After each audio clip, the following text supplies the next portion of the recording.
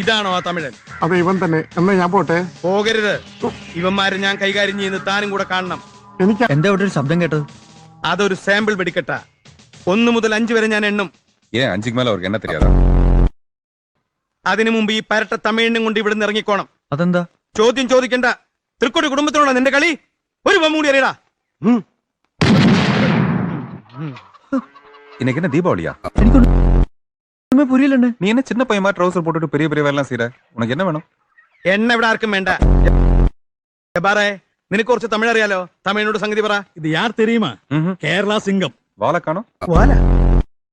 സത്വരേണ്യം അശുഭശൂചക ശനീശ്വര. ഈശ്വര, ഒരു കാല് കാണാണ്ട്. ഇതെന്റെ കല.